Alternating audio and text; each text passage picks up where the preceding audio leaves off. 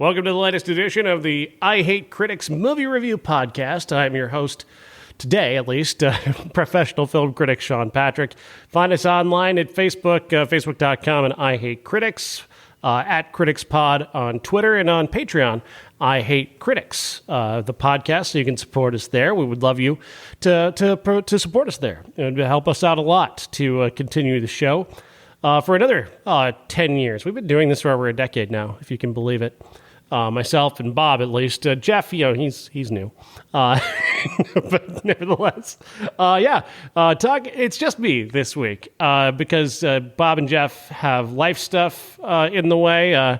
They weren't able to see Killers of the Flower Moon, so we're going to save that and hold it off and hold that over for the Halloween weekend and talk about that along with Five Nights at Freddy's and do our Martin Scorsese top fives on the next episode next week. So be listening for that. But this week, I'm taking the opportunity to host the show by myself this week to talk about movies of the 1990s. I've been writing a book, in case you hadn't heard. I'm working on a book called Horror in the 90s, and it's all about the horror films of the 1990s. I'm watching wide-release horror movies from January of 1990 through December of 1999, and just going through and writing, lengthy reviews of the many, many interesting and fascinating horror movies of the 90s. And I'm doing this so I can kind of get an overview of the genre in the 90s, this sort of pivotal time in the horror genre, and talk about these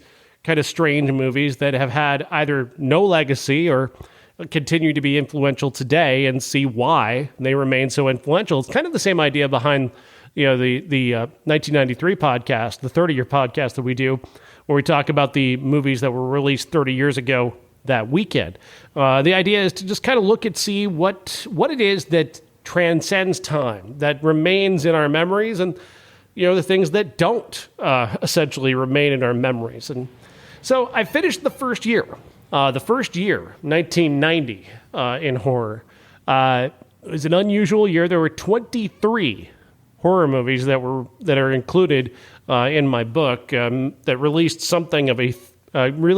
something of a theatrical release. So I've written 23 reviews of horror movies just from 1990.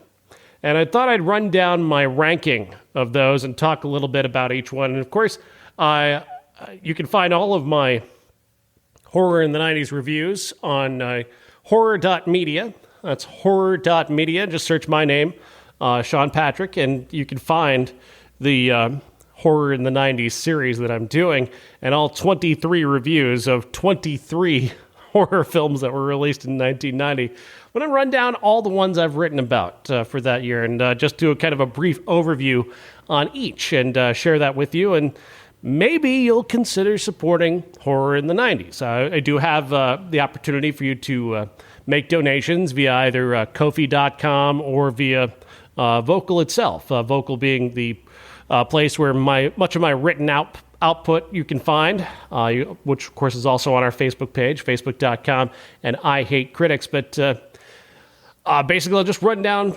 through these movies, these 23 horror films that were released in 1990. First up, let's talk about Soul Taker.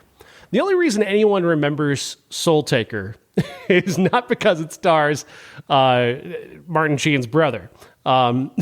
Soul Taker is best remembered and really only available now via Mystery Science Theater. They did a tremendous episode on Soul Taker, which is just a truly terrible movie, but terrible in a way that's kind of entertaining.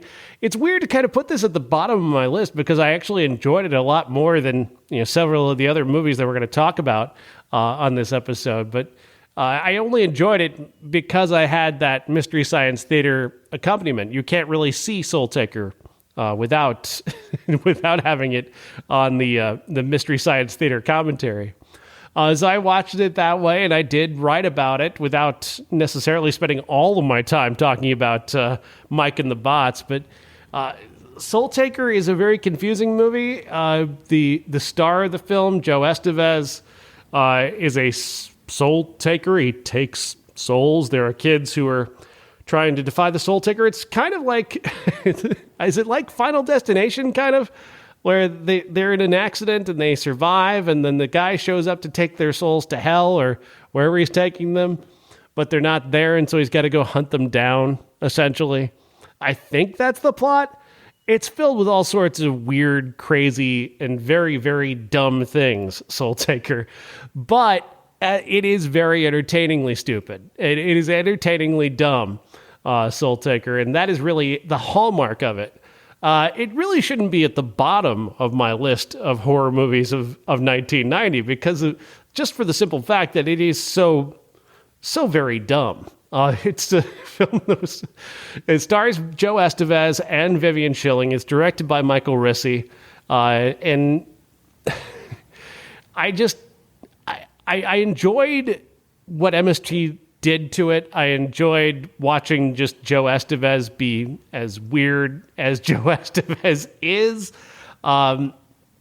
There's so much confusion and so much oddity, but there's a scene in this movie in which the characters of Natalie and Zach are traveling to Natalie's house. They're still unaware that they're just wandering souls. So they are dead, and their souls are just wandering the earth.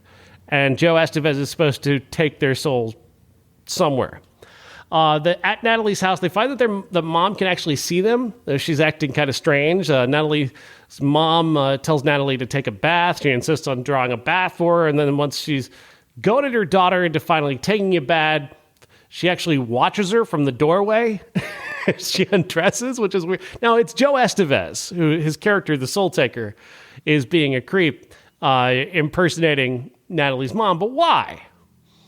Why exactly is he doing this? It's anybody's guess. There's just really no point or purpose to it. The scene, I don't know if there's actually nudity in the scene or not. I don't, because I like I said, I watched the Mystery Science Theater version, and the Mystery Science Theater version obviously doesn't have nudity in it because they were showing those on TV. So, such a weird thing. Robert Z'Dar. I forgot to even mention that Robert Z'Dar is in this movie wearing what appears to be a George Michael costume wig, like 80s, Faith era George Michael wig. It's or not even that. No, it's Wham. It's more of a Wham costume wig, I think. Not even 80s. Early 80s, mid 80s George Michael Wham wig. And seeing Robert Z'Dar with that giant, chin, wearing that wig, that's one of the most entertaining things.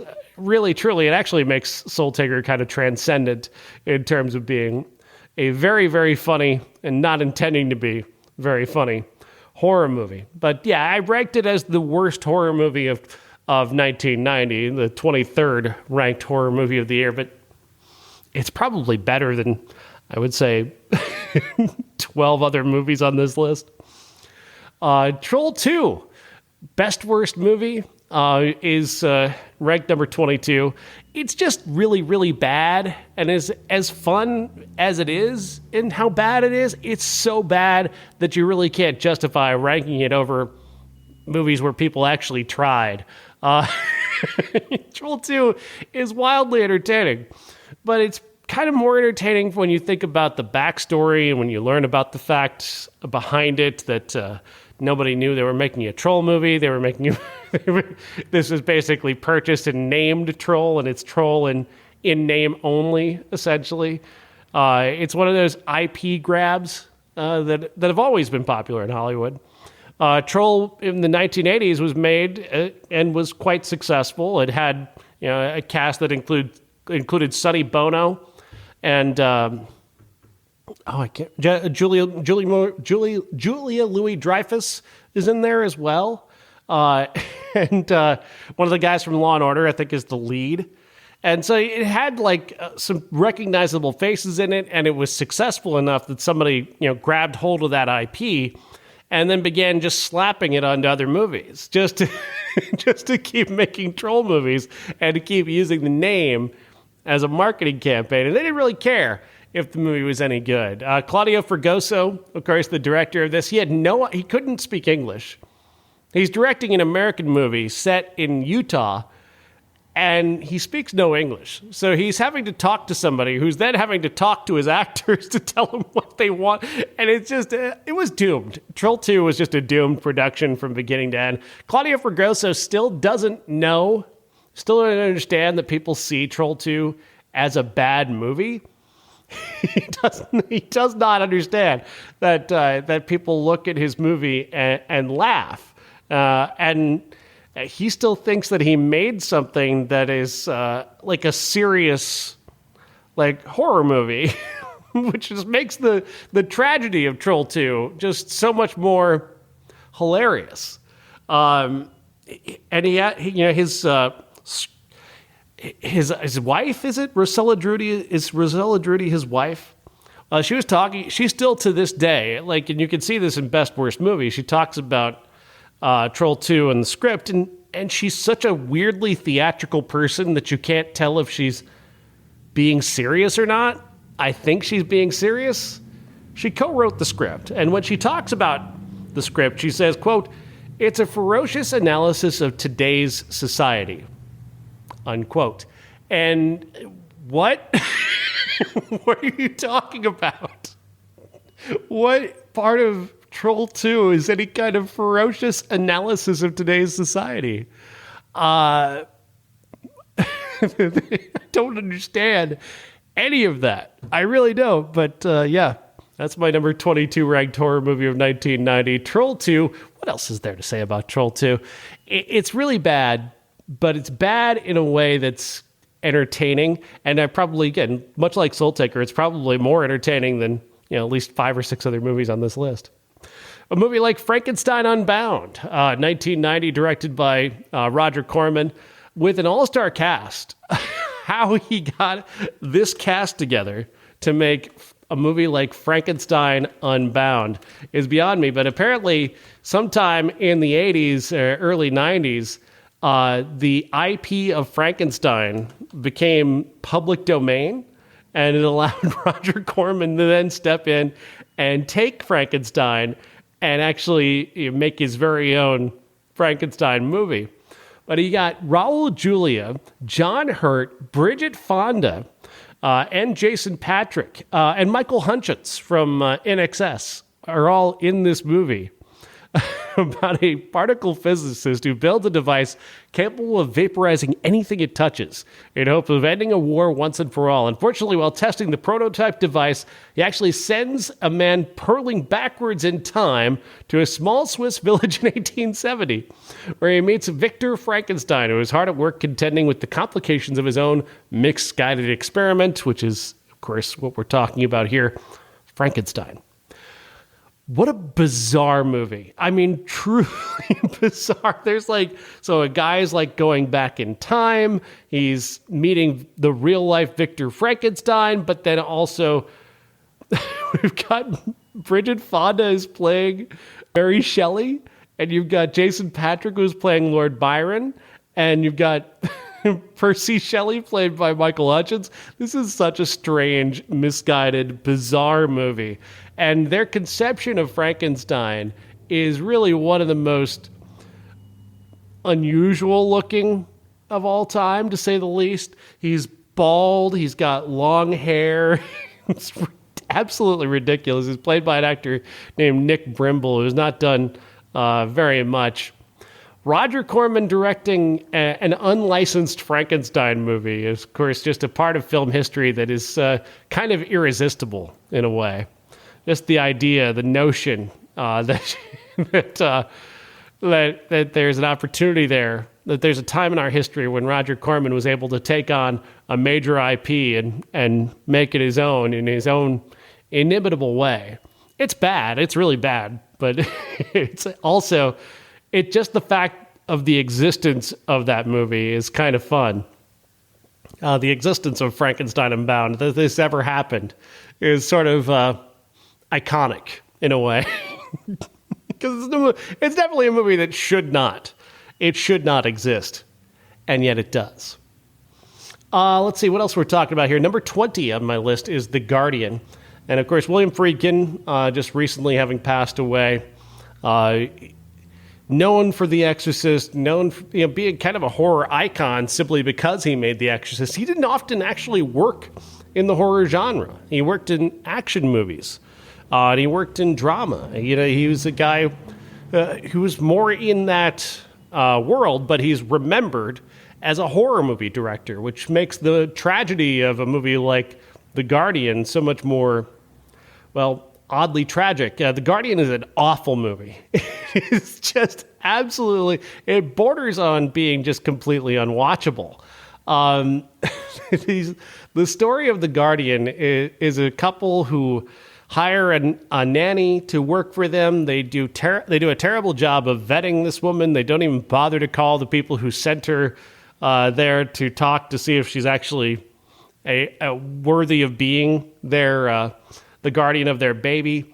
It turns out, in reality, the character played by Jenny Seagrove is some sort of demon who's connected to a tree, like a tree goddess of some kind, and she needs babies to sacrifice to the tree. Yeah, and then she dies turning into a tree? Is that what's happening? I don't know. This movie is so weird and so bad. It stars Dwyer Brown, who played Kevin Costner's ghost dad in Field of Dreams. Carrie Lowell, who was in Law and Order. The Law and Order crew just struggled before they found Law and Order, didn't they? One of them's in Troll. Another one is here in The Guardian. Jenny Seagrove, though, actually delivers a pretty great performance in The Guardian. Like, she is deeply committed to playing this tree demon character. But it's just such a doomed film. I don't think really Friedkin had many great ideas. I think he got this and just tried to rush it out there to get it done. It was really just kind of a studio assignment for him and a paycheck. And a marketing campaign. Friedkin, in and of himself, was a marketing campaign for the movie The Guardian because it was his first time returning to the horror movie genre after The Exorcist, and so you've got that aspect that they're excited about. The fact that they have Bill Friedkin and they've got him returning to the horror genre. You could put that on a poster. The man who made The Exorcist is back in POG form. He's back in the horror genre. And that was essentially all that they wanted out of Friedkin was his name value. And that's all Friedkin gave them was his name value. His reputation. That's pretty much what he contributed to The Guardian, because he certainly didn't contribute very much of his talent to The Guardian, because it's an awful movie. It's just unwatchable. That's the one that definitely probably should be ranked beneath something like, Troll 2 or Soul Taker. Both of those probably belong higher on the list than either of than certainly of this movie, because this movie is like a true epic boondoggle of a bad movie. Next on our list, we're up to number 19, Frankenhooker. Frankenhooker is a movie that basically exists because of that title. The only reason anyone remembers or thinks about Frankenhooker is because it has that very unique title and a very unique sort of existence in the public consciousness. It's about a guy whose girlfriend is just absolutely destroyed by a mechanical lawnmower an automatic lawnmower that he built so that he could control with a remote control. It was a gift for his father-in-law. It ends up killing his girlfriend. In a haze of grief, he decides to collect a bunch of sex workers and kill them, and then sew their body parts together to recreate his girlfriend, whose head he has kept on ice since the day she died. And he hopes that he can, sort of suture her back together via the parts of these sex workers that he kills. And that is a funny premise, I guess. It's certainly an absurdist premise. It does trade, of course, obviously on the Frankenstein legend. It's the second movie on this list to do that. Universal monsters, were abused once they became once the idea became part of the public domain. Pretty much anybody could make something that was related to the Frankenstein lore, or use the tropes created by Mary Shelley. And it's unfortunate because then we end up with movies like Frankenhooker.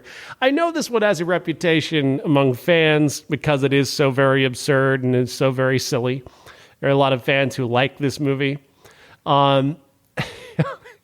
I did, in my review, I called it a visionary work of cinema, which it is. It is. It's a vision so bizarre and singular that you can barely wrap your mind around the existence of such a vision. Like, I would want to be in the room where someone thought of the idea for Frankenhooker and then wrote a screenplay. They then took that idea to other people, and instead of laughing this bizarre idea out of existence, these other people go, you know what? Here's some money. Go make that movie. The idea that there was someone who read the script for Frankenhooker and heard the pitch for Frankenhooker and thought to themselves, you know what? I want to be in the Frankenhooker business. This is going to make money. It's just so bizarre to me. And that's really the only thing I find actually genuinely entertaining about Frankenhooker. Nothing else about it is anything that I find remotely interesting or good. But the idea, the notion of it is way more entertaining to me than anything actually about Frankenhooker.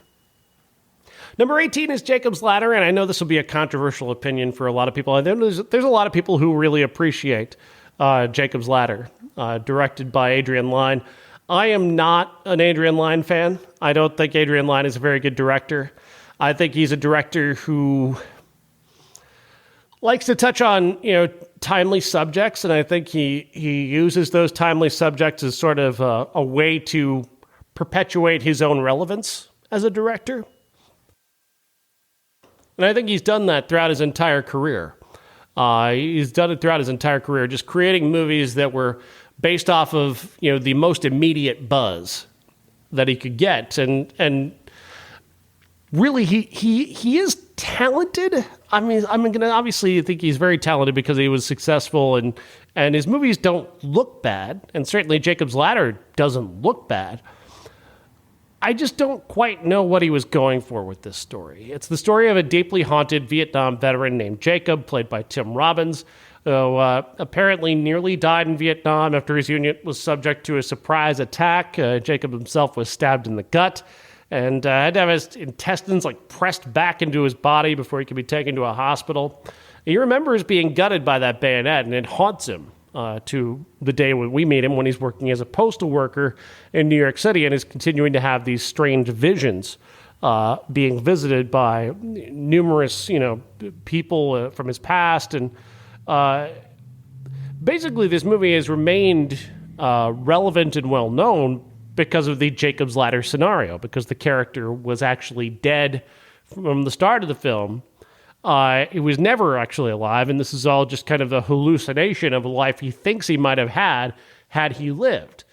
And that sort of, again, Lyne was good at grabbing the zeitgeist. He was good at grabbing something that could be marketable and memorable. I just don't think he ever really accomplished any specific kind of vision. I think he liked mostly his perverted subjects, his sexy movies. He liked sweaty, sexy movie stars. That was his big thing. This was kind of a shift in gears from him, but he still goes for there's nudity and sex in this movie, sort of needless nudity in Jacob's Ladder. I'm not opposed to nudity, but make it matter. Make it matter. It doesn't matter here. It's just kind of jarring and unexpected topless scenes for no good reason, because it's Adrian Lyne. That's what he does.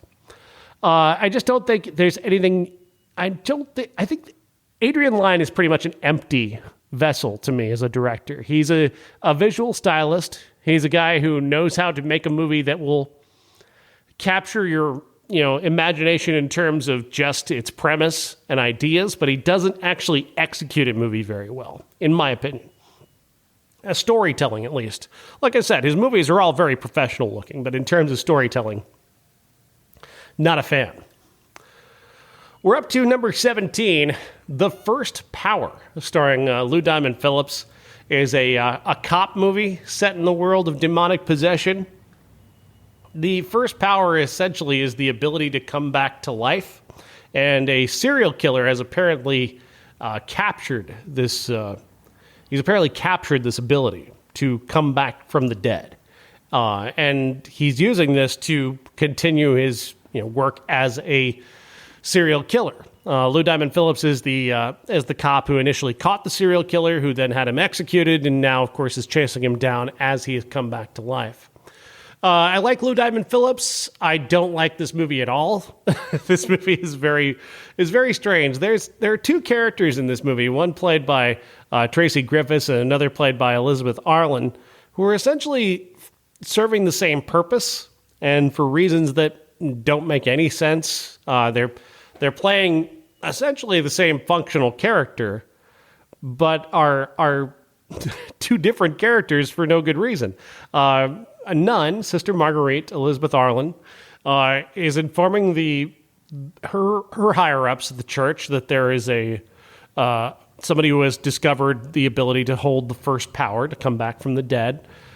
She's dismissed, and she doesn't even try anymore. She just gives up immediately. After they tell her not to pursue it, she just walks away.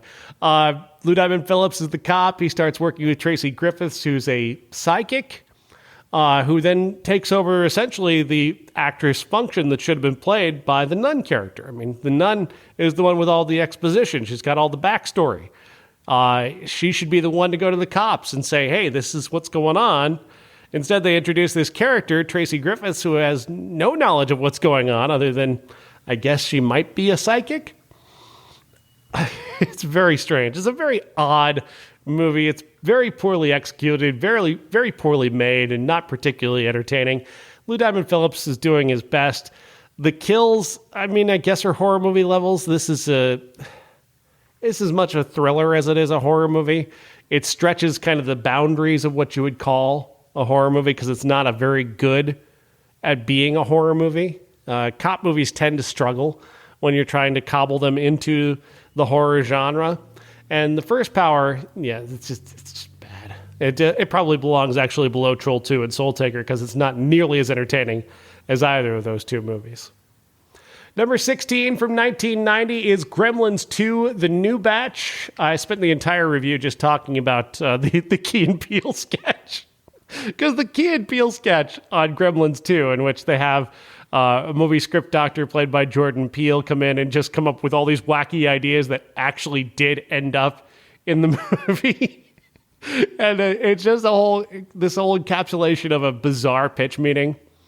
It's way funnier than anything that's actually in Gremlins 2, The New Batch. I don't enjoy Gremlins 2. I find it just to be too gross and too poorly acted and too poorly executed to actually be entertaining. I also didn't like the original Gremlins all that much, so I was really kind of the wrong audience for this.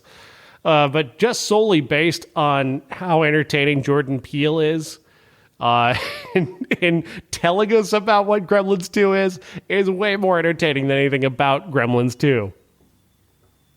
Leatherface, Texas Chainsaw Massacre 3 is number 15 from 1990, and it's way better than it ever should have been. Like, this is not a movie that should be any good.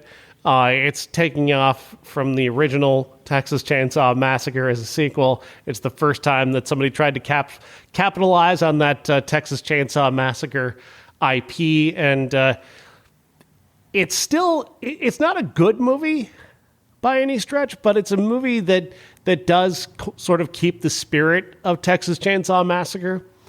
Kate Hodge is the lead here alongside Viggo Mortensen, or opposite Viggo Mortensen, who plays one of the new members of the Sawyer family. This whole movie was based on a marketing campaign that somebody started, who had the guy who had the rights to the Texas Chainsaw Massacre made a mini trailer with Kane Hodder playing the role of Leatherface, and they had this custom saw made that said the saw is family. And when that was shown to potential marketing partners, they're like, "Yeah, let's make this movie. We can capitalize on this IP." That said, they did go ahead and make what is a relatively serviceable slasher movie. Like, there are elements of this movie that do work. Ken Foree is in this movie, and Ken Foree is a a horror movie icon, and he does his best to do what he can with this rather relatively meager material. I mean, it's a lot of very basic slasher movie stuff, but it's done well enough, I guess.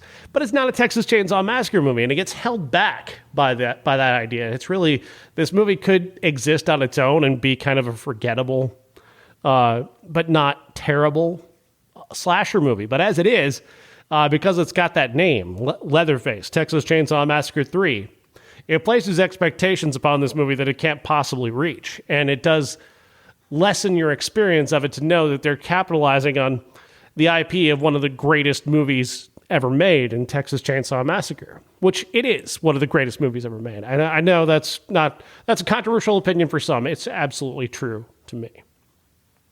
Speaking of cashing in on IP, Tom Savini directed his very own version of Night of the Living Dead, starring Tony Todd, in 1990. It's number 14 of 1990. And why? Why did you do this, Tom Savini? What was the point of this? This is utterly pointless. It's gory. It's reminiscent of what Romero did, but it's not necessary. There's no need for this to exist. Night of the Living Dead already existed. It was already there. There was no need to make another one. There's certainly no need to make one that is very much like what Gus Van Sant did with Psycho. Like, why are you bothering with this? All you're doing is colorizing it and losing a lot of what is so important and exciting about the original Night of the Living Dead. It really just shows a spotlight on why Night of the Living Dead, the original, is so great, which is good. There's nothing wrong with that. That's a good thing. We should be throwing a spotlight on how amazing the original Night of the Living Dead is, but this is just needless. It's pointless. It doesn't need to exist and never justifies its own existence in how it's executed. And thus, Night of the Living Dead 1990 is a complete waste of time. Brain Dead is number 13 on our list, and Brain Dead's got one of the great posters of all time. It's really nothing more than that. In terms of a movie, the poster is way better than anything you're gonna hear about this movie. Brain Dead stars Bill Pullman and Bill Paxton, and Pullman is a doctor who works in trying to reanimate brains. He's trying to bring brains back to life, and he's recruited to essentially investigate the brain of a man who is in a mental institution. His friend, played by Bill Paxton, wants this sort of technology that this guy's created, and he wants to use Pullman's technology to scan this guy's brain and essentially get that information. The poster for the movie is this stretched out face that is animated. It's got eyes and a mouth, and it looks like it's alive. But it's just a face, and you see it in the movie where they're torturing this face kind of with electric prongs to try and get it to react to stimuli to see if it can still be alive, even though it's not connected to a body. That has absolutely nothing to do with the plot of this movie whatsoever. It's just an image that somebody thought would be cool to put on a poster and put in the movie, and it does appear in the movie, but it has absolutely nothing to do with the movie, which is about Bill Paxton essentially slowly going insane and ending up in a mental hospital. And was he crazy? Was he not crazy? Who cares? Doesn't matter. The movie is a total waste of time. The only thing anybody remembers is the poster. And the poster has absolutely nothing to do with the movie. It's utter nonsense. Coming up next on our list, talking about the horror movies of 1990 as part of my book project, Horror in the 90s, which is, I'm hard at work now. I'm in 1991 on the book so far, and I've done, I think, 4 or 5 movies from 1991. Where there are far less movies. You're talking far less movies in 1991 than you are in 1990. I think there's only about 11 in 1991, which is down, obviously, from 23 horror movies that were released theatrically in 1990. That's again one of the many things that I'll be covering in the book is the way the distribution models and and the decisions of which horror movies get made, which ones go direct to video, that kind of thing is going to be part of the overall book. Number 12 is a movie that got a very small release and is not well remembered at all today. It's called Mirror Mirror. It's directed by Marina Sargenti, and that's really the most notable thing about it is that there weren't many female directors in the horror genre in the 1990s. It was a very male-dominated place. So when you had a movie that was directed by a woman, it was notable. And thus, Marina Sargenti directing Mirror Mirror makes the movie notable, but doesn't necessarily make it good. Other notable things about this one is that it stars Karen Black, of course, a horror icon, and Yvonne DiCarlo from The Munsters makes an appearance in the movie about an evil mirror. It's about an evil mirror, and that's it. That's just it. The mirror kills people. It's an evil mirror movie. How the mirror kills people? Good question. That's really not very well addressed. I guess it kind of possesses the lead actress, who is named Rainbow Harvest, who immediately left the business after this movie came out. It just was totally done with movies in general, not just horror movies. She was done with movies in general once this was over. Yeah, it's a killer mirror, which is an absurd premise, to say the least. Ranking right alongside, I would say the killer, was there an Amityville movie that had a killer lamp? in that pantheon of legendary possessed items that are able to kill people, which is more absurd, the killer lamp of Amityville or the killer mirror of Mirror Mirror? Is a question I intend to ask when I'm when I'm writing the book as well. Yeah, Mirror Mirror, 1990, made no impression on the culture, is not remembered today, but it is my number 12 horror movie of 1990. Number 11 is Exorcist 3. And this was initially planned on being much higher on the list, but I watched Exorcist 3 again for the first time after, Bob and I watched it. We had a pretty great experience when it was turning 30 back in 2020. I think I might have just been my pandemic brain being very, very kind, because when I watched it again, it is so absurd and so silly that it's kind of impossible to take Exorcist 3 seriously.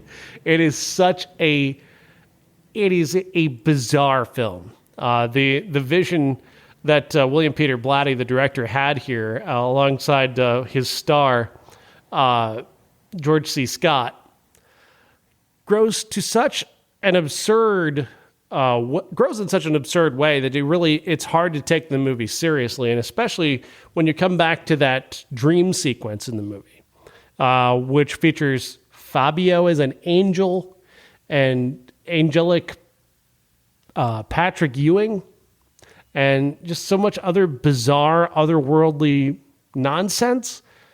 I was just sort of confounded by this movie the second time I watched it.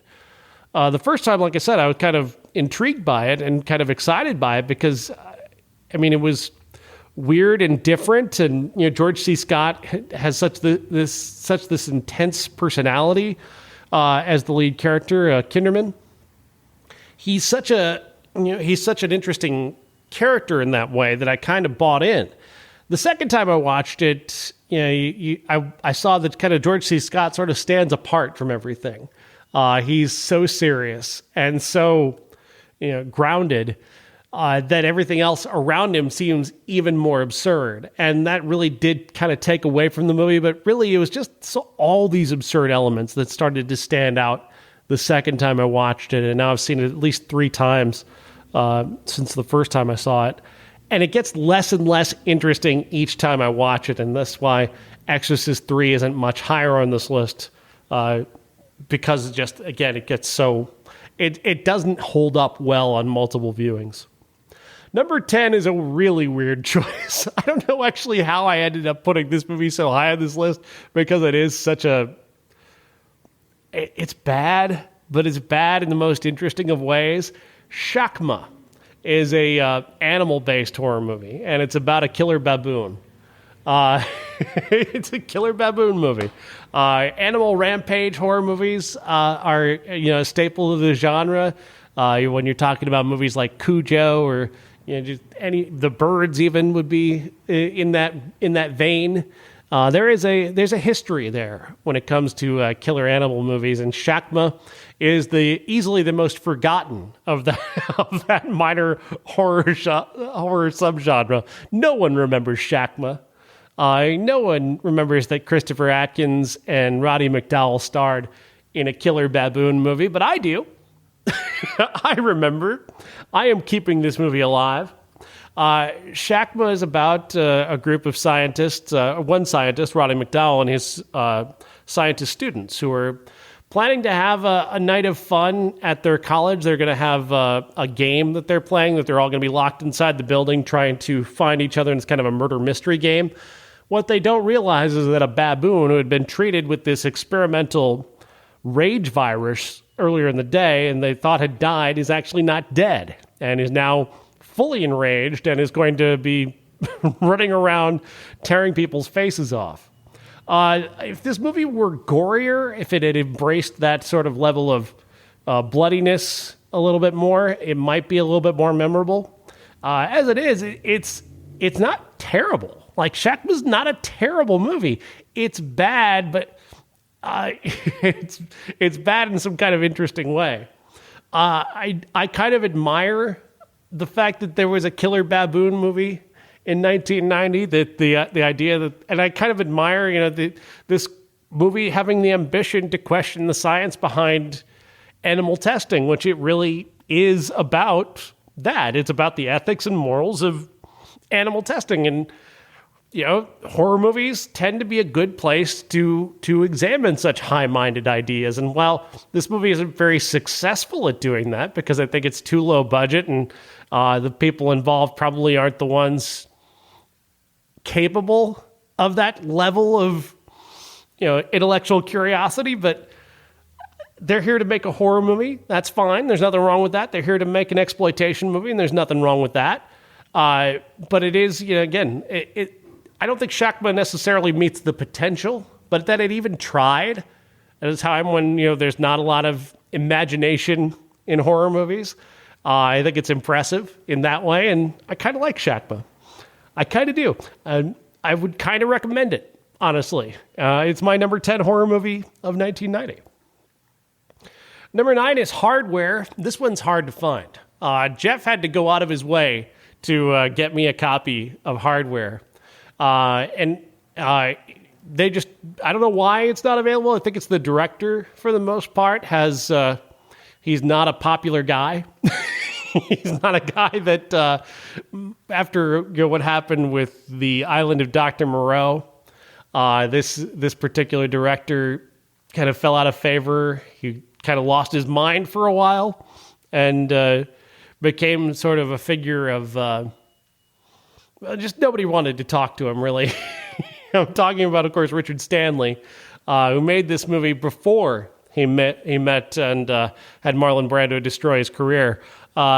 Richard Stanley made Hardware in 1990 with star Dylan McDermott, who was forced upon him by the studio. Miramax made this one. They said, if we're gonna give you money to make this movie, you need to take our star, and our star is this guy Dylan McDermott, who wasn't a big star at the time, but he was somebody that, Miramax, Harvey Weinstein, it was somebody they believed in. They wanted to make a movie star, and they thought this could be a vehicle for that. It's a film that's set in the future world where people are, kind of becoming robots, and there are robots that are kind of running the world, and there's a resistance against robots, and this particular robot is one that was found in the desert and rebuilt, and it becomes this killer robot, and it's all set in this one location, this apartment building, where there's this woman who is the girlfriend of Dylan McDermott's character, Stacey Travis, and she makes art out of these dead robots, and this one happens to come back to life and starts a life or death struggle, and a lot of that is pretty good. Especially the look of the robot. It's got a very unique look with an American flag on its skull and Lots of wires, and it uses these needles filled with poison to kill. The needles that come out of its mouth, which is kind of awesome. There are elements of this that really work. It doesn't quite, stick the landing in terms of being a great horror movie, but there are so many big ideas in it, and I really like Stacey Travis. Her performance is really strong in this movie that it kind of makes me recommend Hardware.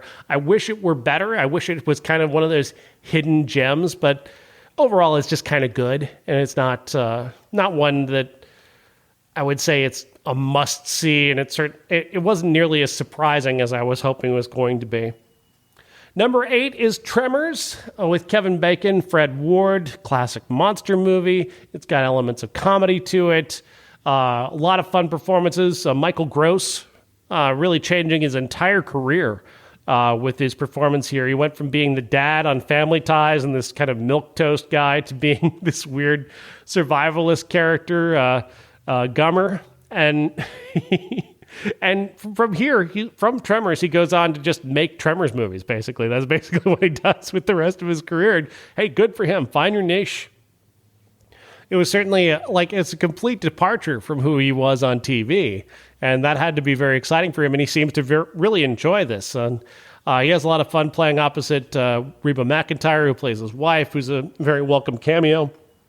This is the only one of these she does. She doesn't come back for any of the sequels. Nor does Kevin Bacon, I think. Fred Ward, I think, might have done one. But Kevin Bacon's having a great time here. Weird place for Kevin Bacon to be in this movie, because at the time he was still kind of a big name.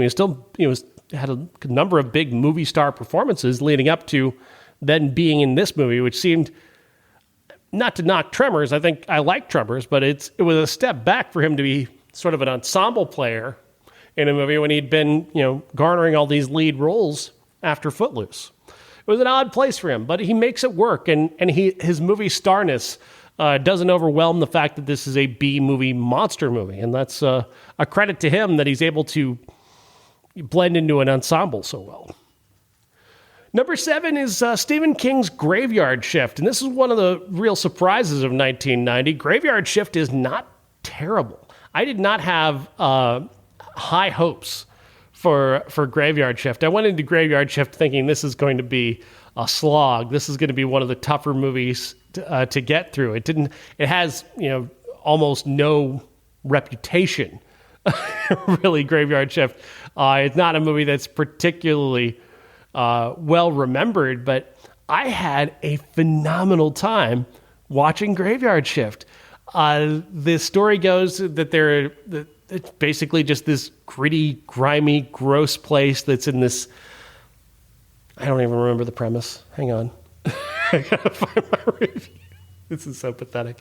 I have to find my review. What is this? Because I did like this movie. I really did. Where's the review? Where's my review of Graveyard Shift? It's here somewhere. Child's Play. Graveyard Shift. Graveyard Shift is grimy and gross. I had zero expectations. It's mostly just this forgotten monster movie based on a Stephen King short story, and it's really surprising how boldly gross and silly the Graveyard Shift is.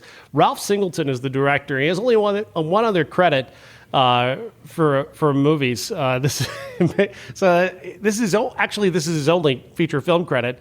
His only other directorial efforts are episodes of Cagney and Lacey. So you would not expect this to be a very good horror movie based off of that. You also wouldn't expect it to be very good because it stars a guy named David Andrews, and who the hell is David Andrews? But David Andrews is a drifter who arrives in a small New England town looking for work. He takes work at the mill. This textile plant is run by a guy named Warwick, played by Stephen Mocht. It has a reputation for people who work the shift that this guy works, the Graveyard Shift, where people will die horribly, oftentimes crunched up in this machine. There's this giant monster in the movie, and it's actually a pretty great monster. For a movie with this low of budget and this low of ambition, they create a pretty great monster. And they also have Brad Dourif in this movie, who plays an exterminator who, there's a lot of rats A lot of rats in this movie, and a lot of rats in this area where our main character works, and you get to see a lot of Brad Dourif being an exterminator until he has a horrific death scene, which is a tremendous scene. David Andrews is not a great actor. There's a reason why you don't know who David Andrews is, and I think he holds back some of the potential greatness of Graveyard Shift. But there's enough good here in terms of Ralph Singleton's inventive direction and this really terrific monster that I actually really liked Graveyard Shift. Enough to obviously to put it in my top 10 for 1990 and to tell you, yeah, you should watch it. Give Graveyard Shift a chance. Number 6 is Child's Play 2, which has got to surprise a lot of people. You know I don't like Child's Play. You know I don't like the original Child's Play at all. I'm not a fan of the original Child's Play. I think it's a terrible movie. But Child's Play 2, as bizarre as the rebirth of Chucky is, they did their best with it. And they hired better actors. They got a better cast here. They've got a better idea, essentially. What really I like about this, and again, we're talking another great Brad Dourif piece of work here. Brad Dourif, of course, the voice of Chucky, gives Chucky such incredible life. But the actor who I really like here, who really kind of makes this thing work for me, is Christine Elise. She is having so much fun being in this movie and playing this character. She's the best part of this. She plays an older sister, adopted sister to the main character, who has been Andy, played by Alex Vincent. He survived the original one. Now we're told that his mom from the original has lost her mind. She's in a mental institution, so he's been adopted by a new family and taken in and being raised by them.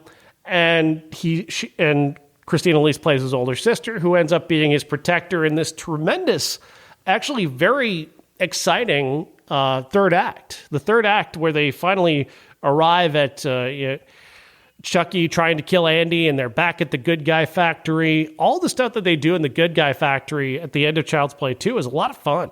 I'm not a Child's Play fan. I don't care for the Child's Play movies. I don't think Chucky is a great villain. I don't think he's an all-time iconic horror villain, but I like what they do with him in this movie, and I like the way they use the character, and I like the way they use the set, especially. That third act set is tremendous. It really worked on me. It worked on me in ways that I didn't expect, because I didn't want to watch this movie, because I didn't like the original Child's Play, but I'm glad I did. I'm glad I'm working on this project, because I really enjoyed Child's Play 2 enough to actually make it my number 6 horror movie of 1990. Number 5 is Arachnophobia. Arachnophobia is a pseudo-horror movie. It's a monster movie about spiders, specifically killer spiders from South America who come to America in a small California town. Jeff Daniels is a doctor who's new in town. He's brought his family there. And with his arrival comes also the arrival of these spiders who start killing people, and he starts getting kind of blamed for that. You got the late, great Julian Sands in this movie as a spider expert who discovers these killer spiders and is part of the reason why they're able to make their way back to America. Very entertaining movie. They come up with some really original and fun, exciting ideas. It's a kind of a funny movie. It's kind of a broad movie in many ways. John Goodman, of course, is tremendous as an exterminator in this movie. Exterminators are popular characters in 90s horror. You've got 2 of them in 1990 that play key roles. But yeah, Arachnophobia, I was not a fan of this when it originally came out, and now I'm a convert. I'm a fan of Arachnophobia now. Number 4 is going to be controversial because a lot of people would say that this is supposed to be the number 1 horror movie of the year. It's certainly the most successful horror movie of 1990, but it's my number 4. It's behind 3 other horror movies that were released in 1990. I'm talking about Misery. Kathy Bates in her Academy Award-winning role, and James Caan, of course. And this is, I think Misery is fantastic. I think it's a great movie. I think it's a very basic movie, though. And when I was writing about Misery, I was talking a lot about Rob Reiner as the director. Rob Reiner is not a visionary director. He's not a bad director. I don't mean to say that he. I'm not trying to say that he's a bad director. He's what in our show that we've come to call a carpenter. He's a guy who puts things together well. He crafts a movie in a way that makes sense. That he crafts a movie as a carpenter would, just putting the pieces in place and making them functional. And this is a really functional horror movie. It functions well. But is it a great movie? Does it have any deeper thing about it? And when you examine like the opening scene, not really. There's nothing really there that I like. I'm a big student of the opening scene, and the opening scene here is just, it's not much. And then it really kind of shines a light on just how overall empty the idea is. And it's all about just essentially executing one's very specific idea and executing it well, but there's no soul behind it. There's nothing at the heart of Misery that for me anyway. You might disagree, but I don't find anything to be there beyond, much beyond that premise. Still a very good movie, though. An extraordinarily well-crafted movie. It's my number 4 horror movie of the year, but there are 3 other horror movies that I think are actually better than Misery. One of which is Nightbreed, directed by Clive Barker. And this is a movie that shocked me. I'd never heard of Nightbreed. Never heard of Nightbreed. I think I have a vague memory of seeing the box for Nightbreed in a Blockbuster video years ago, but I don't have much other memory than that. Nightbreed is a great movie. A guy dies. He's got this vision. He's always had this vision of this place that he thinks exists where there are these sort of ugly monster characters. He's always thought they existed, but he wasn't sure. There's also this serial killer going around played by David Cronenberg, and he decides to pin his murders on this guy and ends up killing him.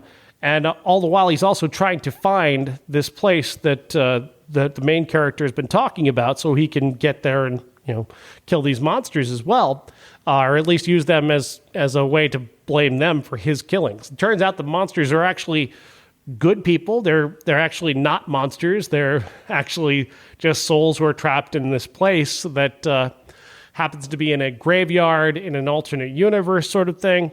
But they're all really great characters, and the character design is fantastic in Nightbreed. That character design is just spectacular. There's so many great-looking characters, and Clive Barker, of course, is known for that kind of amazing creature design and makeup design especially. So good. But I love Nightbreed.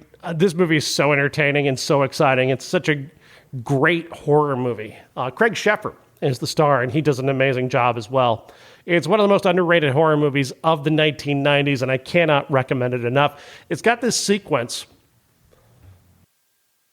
The masked killer, played by David Cronenberg, has this sequence where he's killing a family. And it is so tense and so exciting and so well directed that it just makes me wonder why Clive Barker didn't get to do more incredible things as a director. Did he choose not to? Because, I mean, truly, there's no reason why he shouldn't have gotten much bigger than he was. He was a tremendous visual director on top of being a great mind for horror. Number 2 is another controversial choice, Tales from the Dark Side, the movie. This is another one for me that I knew it existed, but I didn't recall how good it was. There are 3 Tales from the Dark Side here, or 4 if you count the wraparound about a kid who has discovered a book and is trapped in a witch's cellar and is telling this, using this book to tell the witch stories, trying to delay his death. At the hands of this witch, played by Blondie, Debbie Harry from Blondie. The 3 stories are tremendous. The best one is a story about a mummy that involves Christian Slater, Julianne Moore, and Steve Buscemi. Such an incredible use of the mummy horror trope, if you will. It's not like your traditional, the mummy from the Universal Monsters, but they're taking the premise of a mummy character and using that to enact a short horror tale that is very scary and very exciting and just incredibly well directed. That's a tremendous thing. And of course, we've got a bunch of really great directors working on this as well, so that really does help. There's just 3 really great horror stories in Tales from the Dark Side of the movie. I liked each of them. Like I said, I liked the mummy one the best, but all 3 stories are really fantastic. And I cannot recommend Tales from the Dark Side enough. It is the second best horror movie of 1990. One more controversial choice for my number one horror movie of 1990, and that is Henry, Portrait of a Serial Killer. That one is controversial only because that film was actually made in 1986. But it did not receive a wide release until 1990, so it counts. It's horror in the 90s because it was released in 1990. Its influence comes in the wake of that release in 1990. It had no influence on people prior to that because it barely existed in the public sphere when it was from when it was made to 1986 to when it was finally released in 1990. I'm probably sound very defensive about this, but I've had people ask me, like, how can you put Henry on this list? It came out, it was actually, made in 1986 and was released in, limited release in 1987. And it never achieved a wide release in that version. Like at first, it didn't receive any kind of wide attention until it actually received its theatrical release in 1990. And thus, when we're talking about influence, we're talking about the impact that the movie made. The movie only made an impact after that 1990 release. After that 1990 release, it makes the Video Nasties list over in England. It achieves fame that way. It gets banned from many movie theaters in America as well for being so insanely violent and depicting such grisly horror. But in so doing, this is an incredible film, directed by John McNaughton, written by Richard Fire and John McNaughton, starring Michael Rooker and Tracy Arnold and Tom Tulls. It's based on a real serial killer, a pair of real serial killers, and it is an unflinching look at the actual horrors committed by serial killers. Michael Rooker plays this character in such a way that makes him seem mundane. It makes it seem workaday, how he enacts his horrific killing. But the depiction of those killings, the way that the artistic representation, the presentation of those killings, the unflinching look at the absolute horrific things that he did to his victims is so powerful. And it makes this film so much more than a horror movie. It makes it so much more confrontational. It really sticks it in your face just the true epic horrors enacted by serial killers, and especially by these two men who have now spent the rest of their lives in prison. This is not directly based on Henry Lee Lucas and Otis Toole, but it is inspired by them and takes from them the horrifically terrible things that Henry Lee Lucas did to his victims, and forces you to really take a look at it, confront it, see it for yourself, and try to take that in and understand the absolute horrors that were inflicted. And seeing it is just so powerful. It really is just so much. It's really more than a horror movie. It transcends the genre to be something that is rather essential, I think, in American life. To actually confront what these people are doing when they do it, the true evil that can exist in the world. That's what makes Henry, Portrait of a Serial Killer so powerful. And it's my number one horror movie of 1990. Thank you for joining me for this solo edition of the I Hate Critics Movie Review podcast. We'll be back to normal next week with Killers of the Flower Moon, Five Nights at Freddy's, and our Martin Scorsese Top 5s, all coming up on the next episode with myself, Jeff, and Bob. I believe they'll both be there, as I understand it. So, but thank you. This has been a special one-off. I hope you enjoyed it. I did. I enjoyed talking about this stuff. And, of course, if you want to support horror in the 90s, you can make donations via horror.media.